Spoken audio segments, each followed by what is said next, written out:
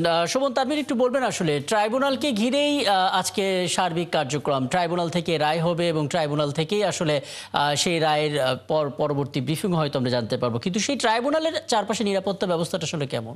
আপনাকে বলে রাখতে চাই যে ট্রাইব্যুনালের নিরাপত্তা ব্যবস্থাটা আরো বেশি জোরদার করার জন্য কিন্তু একদম অফিসিয়ালি গতকাল আমরা দেখেছিলাম যে সুপ্রিম কোর্ট থেকে সেনা সদর দপ্তরে কিন্তু একটি চিঠি পাঠানো হয়েছিল যে সেনা মোতায়েন করা হয় এবং তারই ধারাবাহিকতায় কিন্তু আমরা সকাল থেকে দেখছি যে দুইটি গেট আছে আসলে এই হাইকোর্টের অর্থাৎ ট্রাইব্যুনালে ঢোকার, সেই দুইটি গেটের ভেতরে কিন্তু সেনাবাহিনী অবস্থান করছে এবং আপনি নিশ্চয়ই দেখছেন যে পুলিশ এবং বিডিআর এর সদস্যরা প্রত্যেকটি শুধু এই যে রিক্সা কিংবা গাড়ি প্রবেশ নয়, প্রত্যেকটি মানুষ প্রবেশ করতে গেলেও কিন্তু তারা তল্লাশি করছে, তারা জিজ্ঞাসাবাদ করছে যে কেন আসলে কি কারণে ভেতরে তারা যেতে চাচ্ছেন। এবং আমি যে রাস্তাটিতে দাঁড়িয়ে আছি অর্থাৎ দোয়েল চত্বর থেকে মৎস্য ভবনের দিকে হাইকোর্টের সামনের গেটের সামনে দিয়ে যে রাস্তাটি গিয়েছে সেই রাস্তাটিও কিন্তু পুরোদমে বন্ধ করে দেওয়া হয়েছে।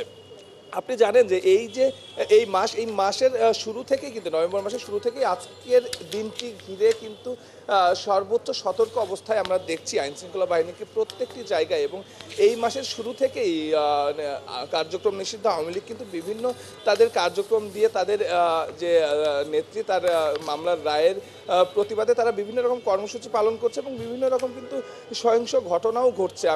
আপনি জানেন যে গতকাল রাতেও অনেকগুলো জায়গায় আসলে ককটেল বিস্ফোরণ হয়েছে। গত 2 দিনে 9টি বাস পুড়িয়ে দেওয়া হয়েছে রাজধানীতে। সব কিছু দিয়ে আমরা গত 13 তারিখে যখন আসলে এই মামলার রায়ের তারিখটি ঘোষণা করা হয়েছিল তখনই দেখেছিলাম আইনশৃঙ্খলা বাহিনীর সর্বোচ্চ সতর্কতা এবং তার ধারাবাহিকতায় আজকে যখন ডিএমপির সঙ্গে কথা বলছিলাম তারা কিন্তু বলছিলেন যে প্রায় 17,000 তাদের সদস্য এই মামলার রায় ঘিরে যাতে কোনো রকম সহিংসতার ঘটনা না ঘটতে পারে সেই জায়গাটা তারা নিশ্চিত করার জন্য তাদের সদস্যরা কিন্তু কাজ করছেন। সেই সঙ্গে বিজিবি কিন্তু মোতায়েন আছে, শুধু রাজধানীতে নয়, রাজধানী ছাড়াও আরও 3টি জেলা মাদারীপুর, গোপালগঞ্জ, আরও 3টি জেলায় কিন্তু বিজিবিও মোতায়েন করা হয়েছে। আর্ম ফোর্স কাজ করছে। আমি প্রথমেই বলছিলাম সেনাবাহিনীর সদস্যরাও কিন্তু খুব তৎপর অবস্থায় রয়েছে। সেই সঙ্গে সাদা পোশাকে যারা পুলিশ আছে তারা কিন্তু পুরো হাইকোর্ট জুড়ে তারা তাদের মতো করে কিন্তু দায়িত্ব পালন করছে। সব কিছু মিলে আসলে আইনশৃঙ্খলা বাহিনীর কিন্তু আসলে আমরা যতটুকু দেখছি তাদের কিন্তু তৎপরতা, শতভাগ তৎপরতাই আমরা আমাদের জায়গা থেকে দেখছি। কিন্তু তারপরেও যদি কোনো বিশৃঙ্খল ঘটনা যাতে না ঘটতে পারে সেই জায়গাটি নিশ্চিত করার জন্য কিছু ভ্রাম্যমাণ টিমও কিন্তু আইনশৃঙ্খলা বাহিনীর কাজ করছে, অর্থাৎ রাজধানী জুড়ে তারা কিন্তু তাদের টহল টিম জোরদার করেছে।